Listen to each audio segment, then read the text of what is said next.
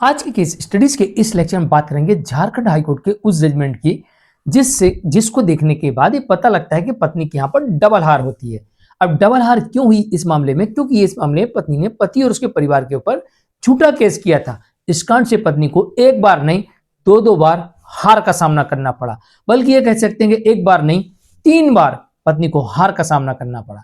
तो चलिए आज के स्टडीज के इस लेक्चर में आपके समक्ष झारखंड हाईकोर्ट के जजमेंट रखेंगे और पत्नी के झूठे केस करने का परिणाम आपको बताएंगे और इस केस में पत्नी की 3 बार हार कैसे हुई ये भी बताएंगे।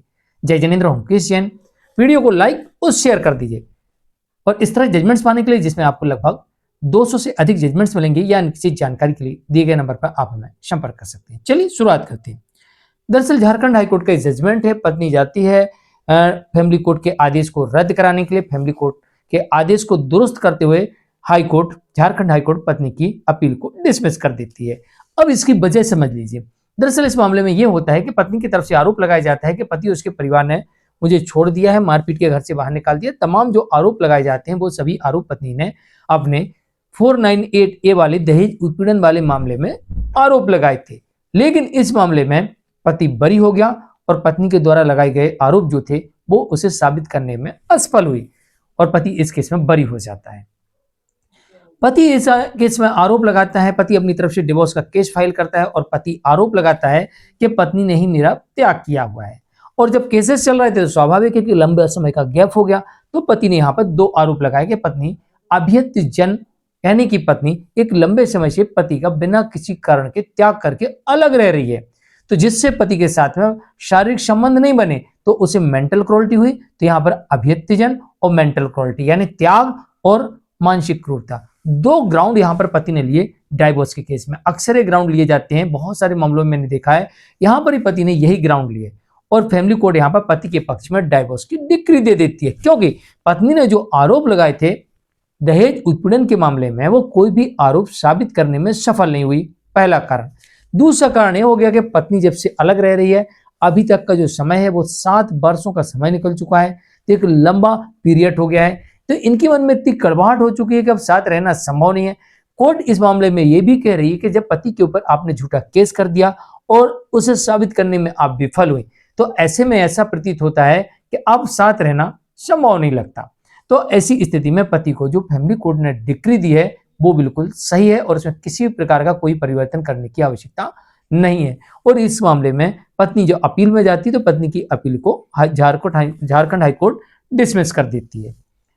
तो ये इस केस में देखने को मिलता है कि पत्नी एक तरफ तो 498A केस हार जाती है, तो ये पत्नी की पहली हार हुई और यहीं से मेंटल क्रूरती पति के प्रति हो गई। कोर्ट कह रही है कि 498A का केस झूठा करना मेंटल क्रूरती के बराबर है, क्रूरता के बराबर है।